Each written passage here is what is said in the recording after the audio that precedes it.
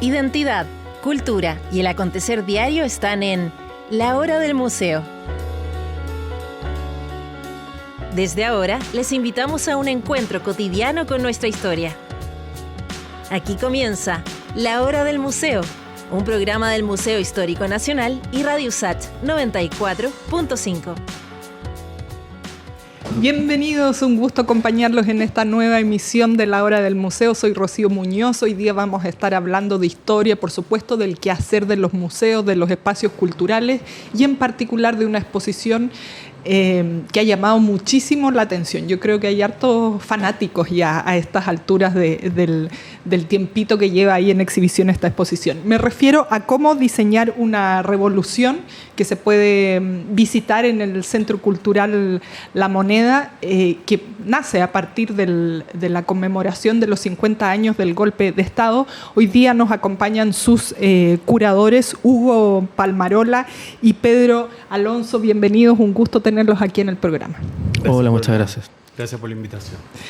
Le voy a preguntar algo súper básico, pero que uno se pregunta. ¿Cómo se les ocurrió esta exposición? Porque es muy, voy a decirlo muy coloquialmente, es muy bacán, es hermosa, es como que da orgullo.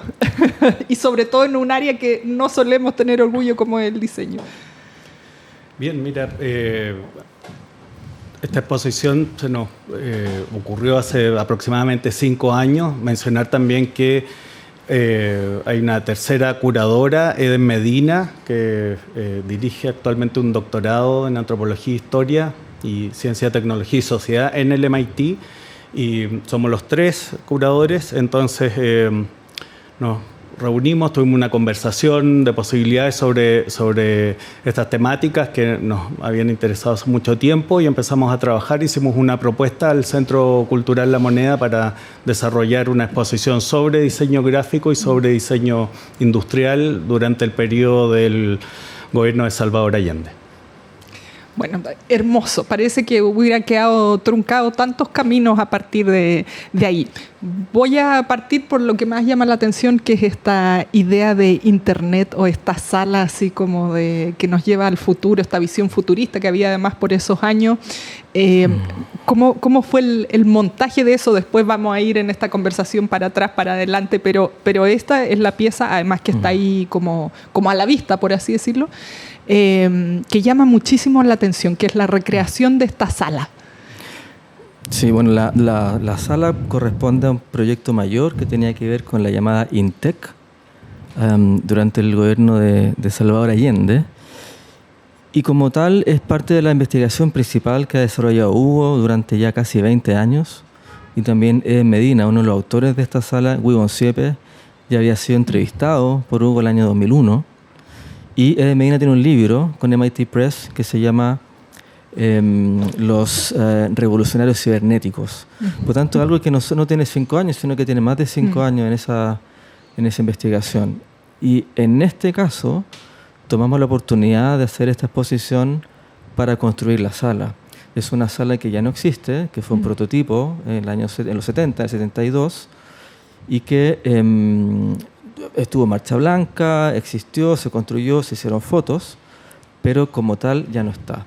Y como esta era una exposición y es una exposición de diseño, era importante presentarle a los visitantes los objetos. En la exposición en general intentamos llevar originales, la mayor cantidad de originales posible, pero cuando había piezas claves que faltaban, nos parecía fundamental reconstruirlas. Claro. Y en ese sentido el proceso de reconstrucción de piezas, sobre todo la del Proyecto 5, o la sala Cybersyn, era muy importante porque es una forma también de conocer sobre el proyecto, no quedarnos con las narrativas o los mitos o las ideas que circulan, sino que construirla para comprender mejor ese proyecto y comprender y presentarle a la gente, sobre todo, que pueda entrar y mirar con sus propios ojos la experiencia de estar dentro de esta sala.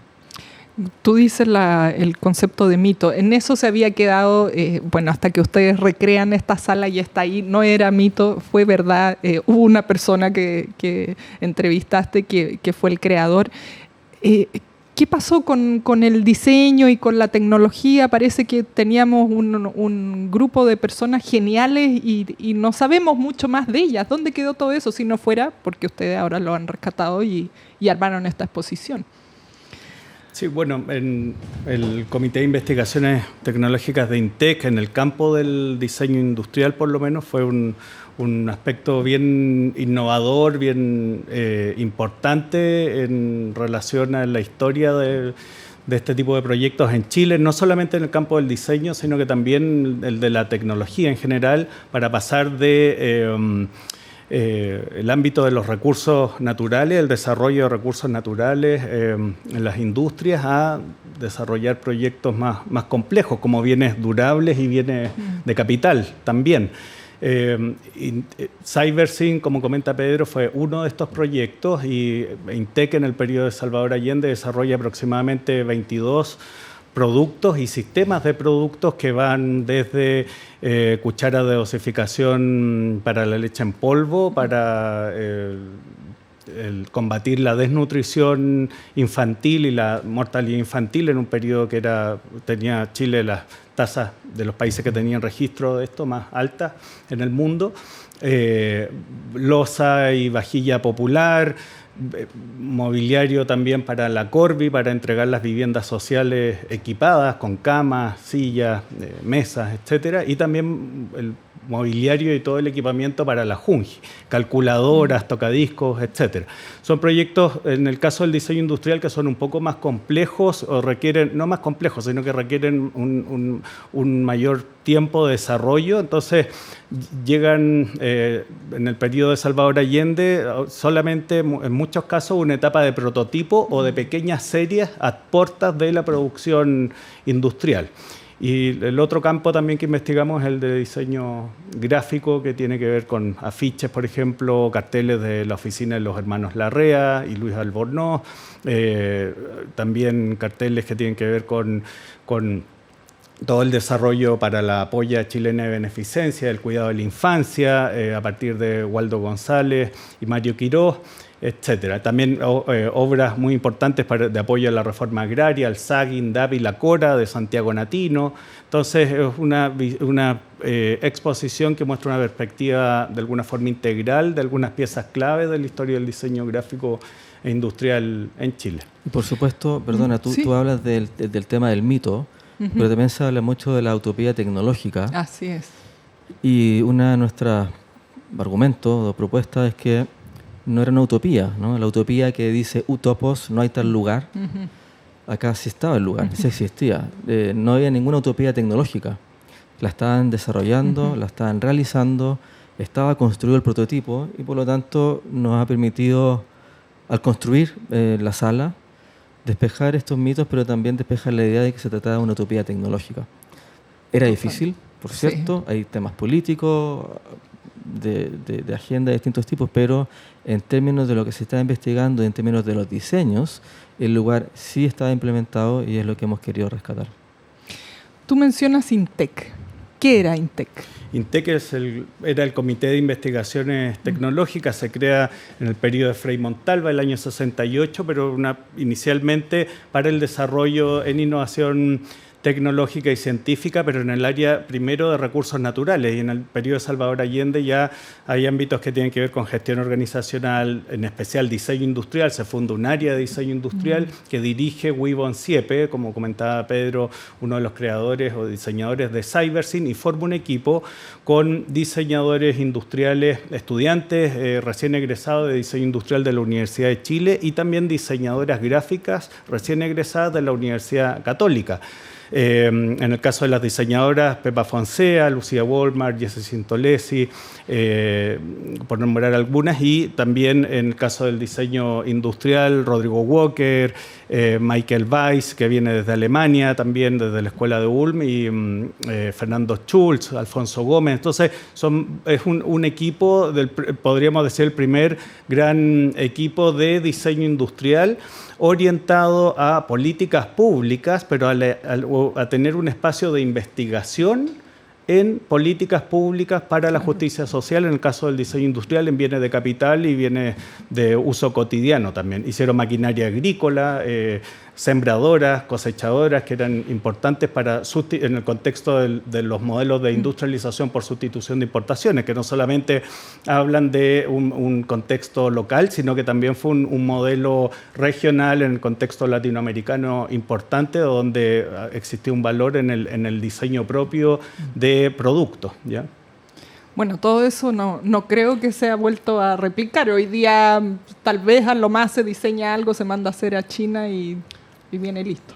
No hay un plan integral, así como este que nos estás contando. Este fue un proyecto verdaderamente inédito y también, por lo menos en el campo del diseño industrial, en el diseño gráfico también, pero en diseño industrial es inédito. Y también nos pareció con Pedro, con Eden, que era inédito si consideramos que el gobierno de Salvador Allende es elegido por las urnas en un contexto democrático. La primera, podríamos decirlo, revolución socialista o transición de una revolución socialista a partir del ejercicio democrático. Nos dimos cuenta también que el diseño industrial y gráfico del periodo también era el primer diseño democrático, socialista a nivel global. Y eso nos pareció importante destacar. Se ha interesado, por ejemplo, la editorial Lars Miller en Suiza, que ellos reeditan a la Bauhaus, a Le Corbusier, a distintos personajes y escuelas importantes de los distintos movimientos de arquitectura y diseño en el mundo, y estamos publicando el libro de la exposición, que no es un catálogo, sino que es un libro, por ejemplo, en esta editorial, con muchas copias en inglés, también algunas copias en español, que llegan próximamente a Chile. Espectacular. Bueno, y ya creo que vamos hablando detalles, porque si ustedes todavía no han ido, es momento, aprovechen ya, porque va a estar ahí todo enero todavía para visitar. Pero ya vamos a hablar de esos detalles. Los invito a que hagamos una pausa y ya regresamos conversando de esta época dorada, voy a decir, o de estos excelentes proyectos que habían, que bueno, hoy día los podemos revisitar en esta exposición, Cómo diseñar una revolución. Ya regresamos.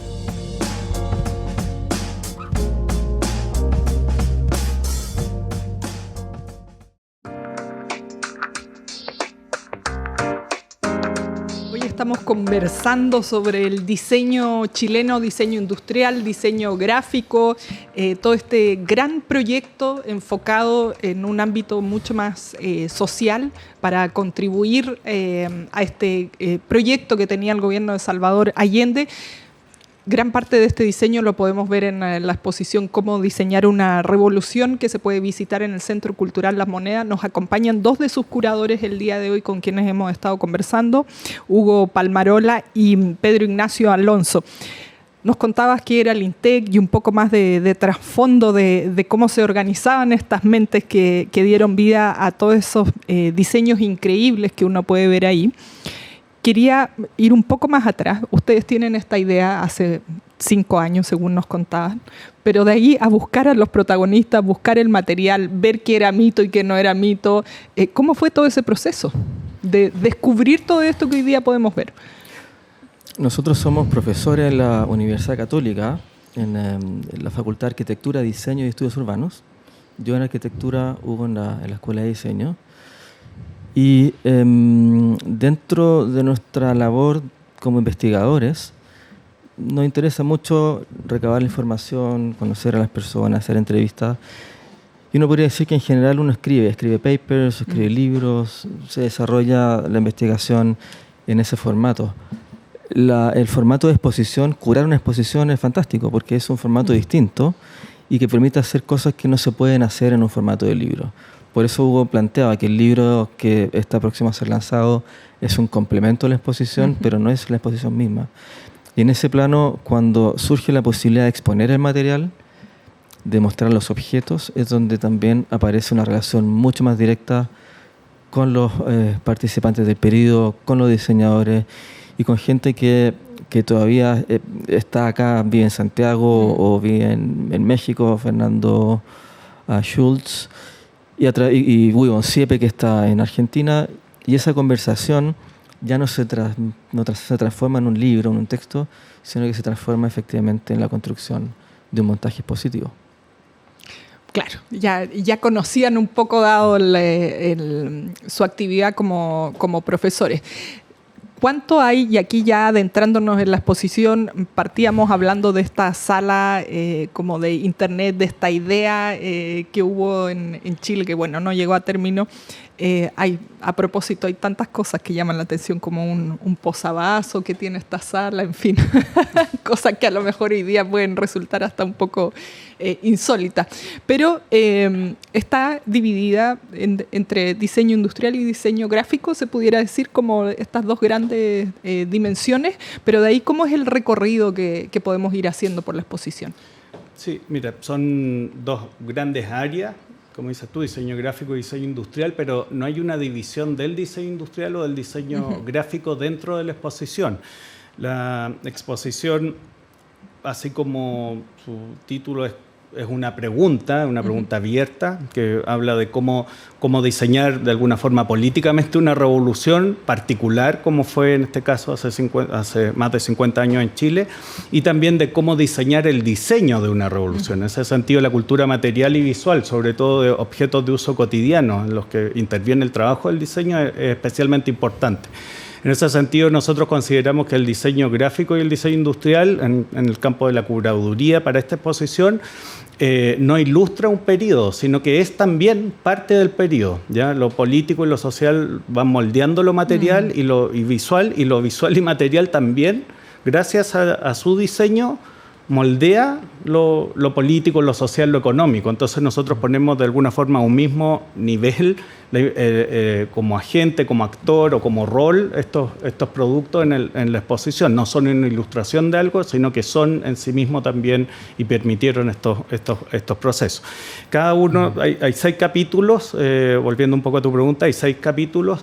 En cada uno de los capítulos mezcla diseño industrial con diseño gráfico y está formulado cada uno de sus capítulos a partir de una pregunta, también cómo nutrir la infancia, cómo reducir la dependencia tecnológica, cómo construir una sociedad lectora, cómo administrar una economía. Cómo administrar una economía, en el caso de Cybersyn, y cómo llamar a la acción colectiva, en especial en el despliegue en la calle de la comunicación visual, por ejemplo. Entonces, lo que intenta resolver el diseño en esta exposición, de alguna forma, es un problema significativo en el campo de la tecnología, de la nutrición, de la infancia, etcétera. Es ver cómo se resuelve eso, cómo se resolvió eso hace 50 años, y si eso era con un estilo de diseño industrial, quizás como por un caso como Intec, en las cucharas de dosificación de leche en polvo, que tienen una herencia mucho más racionalista, como si fuesen un producto muy científico, como un instrumental casi médico. Y al mismo tiempo tienes afiches de Waldo González sobre el Plan Nacional de Leche también, que son mucho más, con un lenguaje latinoamericanista, mucho más viscerales, expresivos, coloridos. Entonces uno puede decir, mira, son dos lenguajes sumamente distintos, incluso opuestos, pero están orientados, o incluso no se conocían estos diseñadores quizás en el periodo, pero están orientados a resolver el mismo problema, y un problema tan importante como lo fue la desnutrición infantil o la mortalidad infantil en ese periodo en Chile. Entonces hay una cierta ruptura con esta exposición del canon historiográfico, el canon curatorial convencional de trabajar en relación al diseño moderno o el diseño por estilos o acá claro, sin querer generalizar, es común que las exposiciones de diseño sean sobre sillas o sobre afiches, claro, o sobre distintos objetos. Nos interesaba mucho la estrategia de mostrar cómo, por ejemplo, el Plan Nacional para el medio litro de leche en polvo se llevó a cabo a través del diseño de un folleto para enseñar a la familia el sentido del plan, de afiches con lo mismo, de la misma bolsa o el logotipo, pero también habían diseño industrial de sillas para los jardines infantiles. Entonces, son distintos tipos de diseño que estaban puestos juntos, trabajando para un bien colectivo y un bien social asociado a eso. No hay distinción explícita en la exposición entre tipos de diseño, sino cómo cada pieza de diseño estaba colaborando con la construcción de un quehacer colectivo. Me llama la atención que lo mencionabas, Hugo, de la comunicación en la calle, que hoy día ya podríamos llevarla a lo mejor a la comunicación en las redes sociales, pero entonces los afiches tenían una importancia fundamental, creo yo, ¿no? ¿Cuál era el despliegue de estas gráficas, de esta área gráfica? Mira, por ejemplo, la oficina de los hermanos Larrea, con Vicente Larrea, Antonio Larrea y Luis Albornoz, diseñaron parte de los afiches más icónicos del periodo, aproximadamente unos 150 afiches durante el periodo específico de la Unidad Popular. Y son afiches que llegaban a un tiraje de 20.000, 30.000 afiches. Wow. Y en el caso del periodo de la nacionalización del cobre y el año también después de su conmemoración, son afiches que llegan a 100.000 copias, ¿ya? Y se despliegan también por todo el país. Hay afiches también muy importantes, hay de verdad dentro de la exposición piezas inéditas, o sea, muy destacadas, por ejemplo, o únicas. El caso de la Universidad Técnica del Estado con el taller gráfico de la UTE, están, por ejemplo, los únicos 18 afiches, la serie completa de 18 afiches que sobrevivieron al golpe de Estado y a la dictadura, 18 afiches que se guardaban en un sobre, se desplegaban por todo el país en septiembre del año 73, diseñados, como te comento, por el taller gráfico de la UTE, en el contexto de prevención de un golpe de Estado, guerra civil, etc. Una exposición que se iba a desarrollar desde el 6 de septiembre hasta el 30 de septiembre del año 73. Y una versión un poco más grande de esos afiches se iba a inaugurar en la Casa Central del actual USACH, entonces la UTE, por Salvador Allende, el 11 de septiembre a las 11 de la mañana. ¿Ya? Evidentemente eso no ocurrió, nunca Víctor Jara estaba ahí para el evento, por eso. Entonces son afiches que se resguardaron, se cuidaron y se los solicitamos, por ejemplo, al Museo de la Memoria y los Derechos Humanos. De los 9.000 afiches que se imprimieron, 500 por 18 de 9.000, son la única copia que queda, es la copia completa diseñada por el grupo liderado por Mario Navarro y el taller gráfico de la UTA. Entonces también ha sido una pieza muy especial dentro de la exposición y gran colaboración también del Archivo Patrimonial de la USACH. Qué historia, para considerarlo si vamos a ver esta exposición, buenísimo tener todos estos antecedentes para poner mucho más ojo, más detalle en eso que estamos viendo. Los invito a que hagamos una pausa y ya regresamos hablando de esta exposición, cómo diseñar una revolución.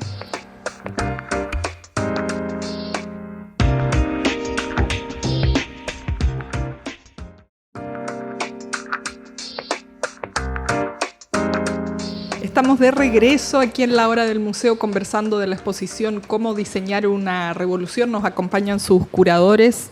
Hugo, nos contabas del destino que tuvieron estos afiches que hizo el taller de la UTE. Me imagino que hay muchas más piezas. Uno, si va a esos años como un mortal, no como diseñador o arquitecto, piensa a veces en la carátula de discos o en ciertos afiches icónicos que creo que son los más reproducidos, que no son muchos tampoco. Hacia allá quería ir. Aparte de estas piezas que llaman mucho la atención, ¿hay algo de música? ¿Hay algo, no sé, libros? Uno piensa en la editorial estatal o en el proyecto editorial estatal que hubo por esos años también. Hay dos secciones en particular, una que está dedicada a la ICAP y la otra está dedicada a la editorial Quimantú.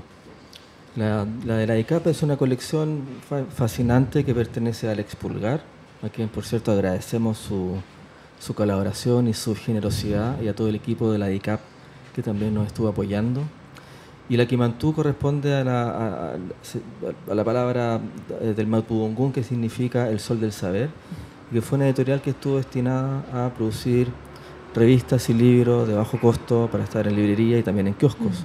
Por lo tanto, dentro de los capítulos y de las preguntas que hacemos está la pregunta de cómo promover la música popular y cómo promover también la lectura. Nos interesaban los discos sobre todo porque es una mezcla muy interesante, muy potente entre gráfica, diseño gráfico, y musical, y es el esfuerzo desde el Estado por promover la música nacional, la música popular, y son los discos que se conocen hoy porque son los discos donde está Inti Illimani, ¿no? Claro. Quilapayún y ese tipo de Víctor Jara, por cierto. Sí, también este tipo de capítulos que comenta Pedro son posibles también gracias a un apoyo y en general los 6 capítulos de la exposición, estas 6 preguntas son posibles también gracias al apoyo de muchos otros investigadores. Como comentaba Pedro, Alex Pulgar, coleccionista. En el caso de Quimantú fue fundamental, ha sido fundamental el apoyo de Pedro Álvarez, colega en la Universidad Católica del curso de Historia del Diseño, Carlos Montes de Oca, por ejemplo en el caso del archivo de Santiago Natino, que estamos exponiendo piezas que solicitamos a la Biblioteca Nacional de trípticos de la reforma agraria, de apoyo a información técnica de los campesinos, cómo vacunar a una vaca, cómo preparar forraje, cómo manejar un tractor, etcétera. Información que es un poco distinta a la de los afiches, que es un poco más inmediata y visceral. Y nos parecía muy importante este ámbito y son investigaciones, por ejemplo, que ha liderado Kim López junto a la familia de Santiago Natino. Entonces, ha sido bien interesante y bonito este espíritu de no solamente 3 investigadores, curadores, sino que también un grupo de colaboradores, coleccionistas, investigadores que de forma solidaria han aportado al proyecto. Eso ha sido especialmente interesante y hemos encontrado piezas también inéditas en el camino, ¿ya? Y esas piezas inéditas, por ejemplo, las hemos llevado por primera vez. Allá iba, si habían encontrado joyitas. Bueno, nos comentabas esto de la UTE, que es tremenda historia detrás de esos afiches. ¿Se encontraron algunos otros tesoros por ahí en esta investigación? Bueno, está por ejemplo un afiche que se llama América Despierta, que es bien conocido porque apareció en una fotografía en un periódico pocos días después del golpe de Estado, siendo destruido por militares, y que solo se conservan 2. Y de hecho el que está en la exposición es uno de estos 2 y fue una donación que llegó del extranjero a el archivo y el Museo Salvador Allende. Por lo tanto, claro, es único, o uno de 2 ese afiche. Hay cosas de ese tipo y también hay, por ejemplo, cosas que incluso están en manos de Hugo, como la única cuchara conocida original de dosificación de leche en polvo, que en términos curatoriales también hemos decidido ponerla al centro de la exposición en una vitrina especial. ¿Por qué es tan especial esa cuchara? ¿Porque no existían en ese tiempo? ¿Porque su diseño es muy distinto? Bueno, primero porque intentó solucionar este problema de la desnutrición y más complejo de la mortalidad infantil en un periodo en Chile, y el Plan Nacional de Leche con Salvador Allende, y en especial el llamado medio litro de leche diario, fue de alguna forma una de las medidas emblemáticas desde el punto de vista también de la nutrición, de la salud. También nos permitía esto, a partir de afiches, también, por ejemplo, Waldo González, explicar el concepto o la concepción holística o integral de salud, porque no solamente era distribución gratuita, estatal de leche en polvo, sino que también fomento a la lactancia materna, etcétera, ¿ya? Y en el caso de las cucharas de dosificación de leche en polvo está, como dice Pedro, la única cuchara que sobrevivió del periodo, y también junto a Javier Muñoz, estudiante de magíster en nuestra universidad, en diseño, pudimos reconstruir a partir de los dibujos, los renders originales de la época, las 9 cucharas, la evolución de las 9 cucharas que en algún momento diseñó el grupo el área de diseño industrial INTEC. Las trabajamos en computador, compramos una impresora de resina en alta resolución y las hicimos funcionar 50 años después. Entonces, así como comentaba Pedro, la reconstrucción de Cybersyn y otras piezas, eso nos permitió entender y poder tener no solamente un conocimiento desde el punto de vista de la divulgación museográfica o curatorial, sino que también un conocimiento en el uso de esas propias cucharas, que eran importantísimas en el campo de la nutrición y de la infancia. Claro, por todo lo que significa. Mencionas que han hecho hoy día, 50 años después, algunas piezas que fueron diseñadas entonces, y ahí les quería preguntar también que ha cambiado mucho el cómo hacer. ¿Cómo se hacían antes los afiches, por ejemplo? ¿Eran acuarela, eran a mano? Es como cosas que hoy día a veces son impensadas para las nuevas generaciones. Bueno, habían distintas técnicas. Yo en particular no soy experto, digamos, pero está la serigrafía, por ejemplo. Pero no son técnicas que hayan desaparecido del todo. Hoy, por cierto, existe la impresión y el offset y una serie de otras cosas, pero no es que sean completamente extintas como técnicas. Lo que sí, por ejemplo, en este caso, la existencia de impresoras 3D ha sido de gran utilidad. Nos permite rehacer estas cucharas en resina con un nivel de detalle fantástico. No diría que, por supuesto que hay grandes diferencias tecnológicas, pero el punto no estaba tanto ahí para nosotros como exposición, como curadores de la exposición, sino que en realidad intentar construir una narrativa coherente, y esa narrativa se articula a partir de objetos que no podían faltar. Y el punto es que esos objetos sí estaban faltando, las 9 cucharas no están disponibles. Puede ser, uno imagina que alguien tendrá otro ejemplar de esa cuchara en un cajón que no ha abierto en 50 años, ¿no? En la casa de alguien, de algún abuelito o abuelita, pero no están, son objetos literalmente desaparecidos. Y por lo tanto, su reconstrucción es súper importante porque nos permite verlos, tocarlos, comprenderlos, y el proceso de reconstrucción ha sido para nosotros una forma de investigar y una forma de aprender de esta cultura material, como dice Hugo, que es parte esencial de la forma como es concebido la exposición. Otra de las cosas que rehacen es esta sala Cyberscene, si no me equivoco con el nombre, que está hecha perfectamente. ¿Cómo fue ese tras bambalinas de poder hacer la realidad en el fondo? Quizás parto yo, Hugo complementa, decir que es un trabajo colectivo.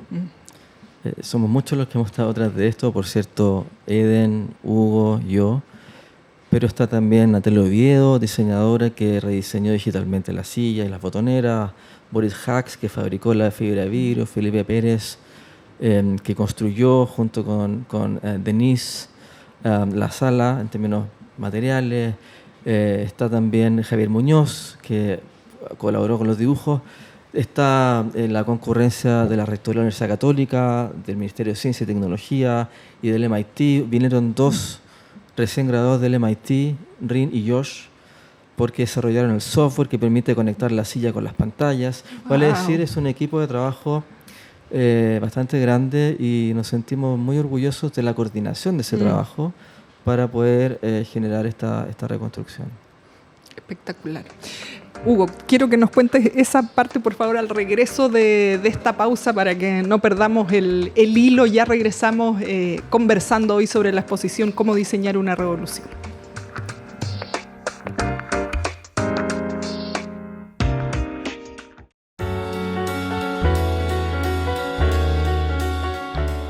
Conversando de diseño, esta época espectacular donde hubo muchas mentes geniales que pensaron desde el lado científico y desde el lado del diseño y desde el lado social cómo dar vida a este proyecto de país que había a partir de 1970.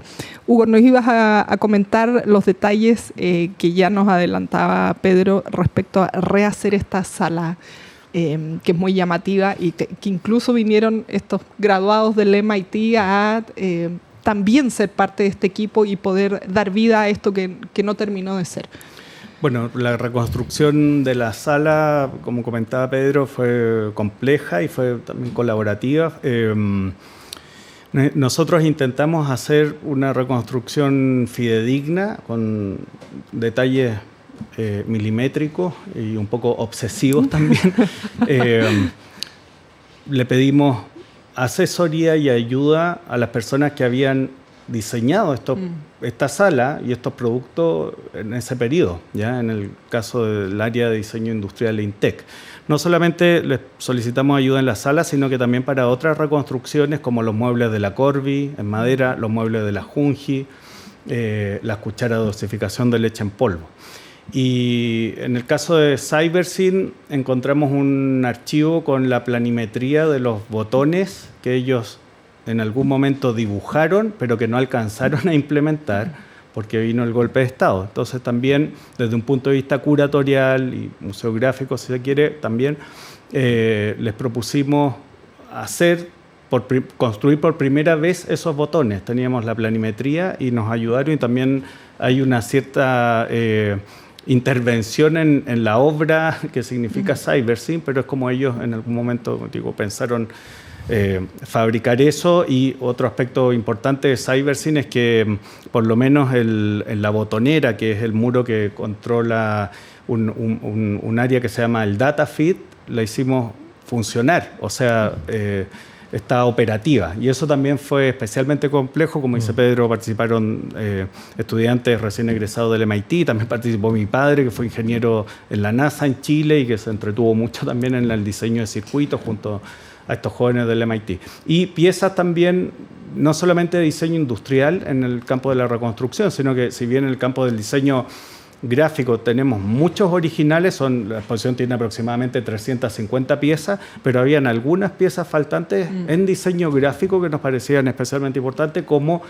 un afiche de Herbie, de Hernán Vidal, para la conmemoración de la nacionalización del cobre, la reconstrucción, por ejemplo, del envase, de la gráfica del envase de leche en polvo, de 1 kilo de leche en polvo que se distribuía en el periodo de la Unidad Popular. Si ustedes lo buscan en internet, no existe ese packaging o ese envase, esa gráfica, y lo pudimos reconstruir. O también, junto a la ayuda de Kim López, afiches inéditos de Santiago Natino que estaban perdidos y que también pudimos reconstruir. Entonces hay algunas piezas de diseño gráfico que son también importantes en ese ámbito. Y esta obsesividad nos llevó a que CyberSyn quisiéramos que fuera también operativa. Quizá no hemos explicado, pero en el fondo el proyecto consistía, y es parte de la sección de la exposición que se llama Cómo administrar una economía. Cuando Allende llegó al poder, habían cerca de 70 industrias que eran nacionales, y cuando fue el golpe de Estado ya eran 400. Eso pone un problema para el Estado, que tiene que administrar 400 industrias. CyberSyn fue la respuesta que vino desde el Estado, desde la Corfo, de administrar 400 industrias a través de la cibernética.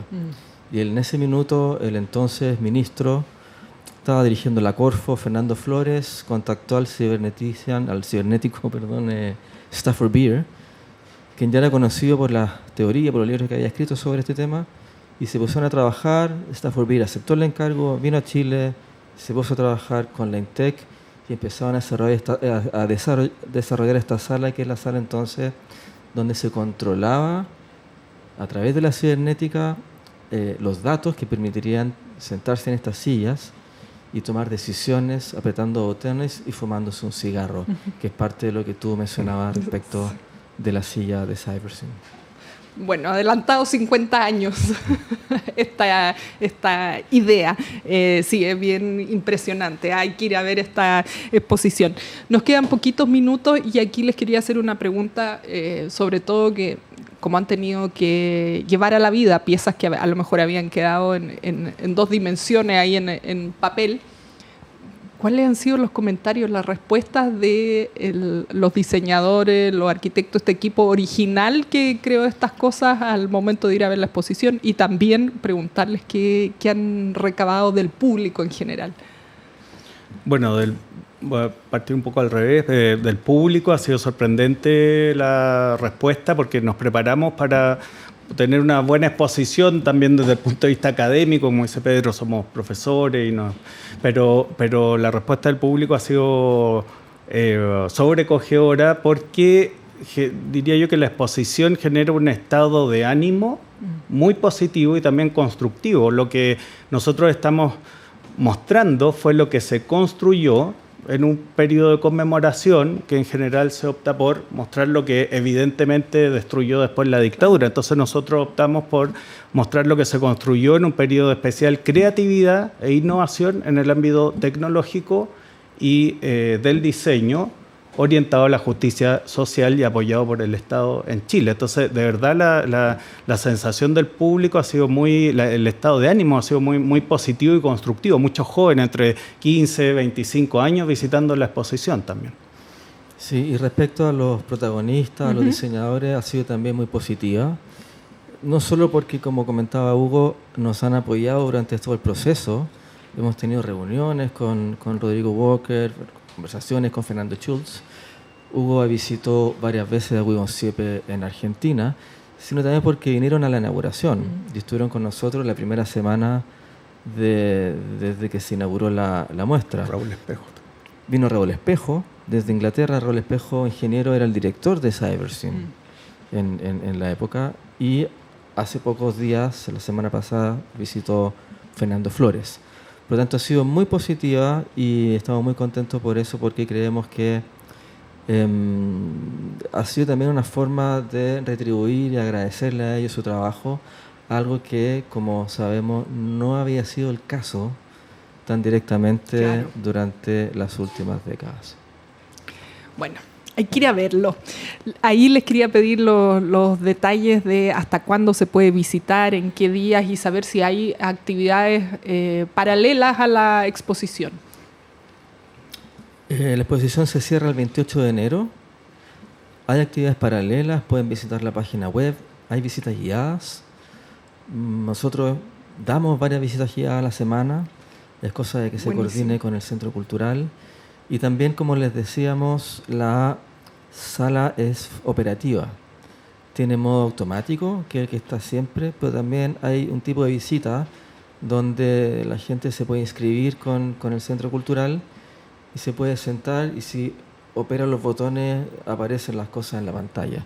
Ese es un tipo especial de visita y son todas cosas que se pueden coordinar con el Centro Cultural La Moneda. Espectacular, con tiempo para poder sentarse ahí en esta sala tan hermosa, además, que a cada uno le evocará cosas diferentes. Yo pienso en una película de Kubrick cuando la vi.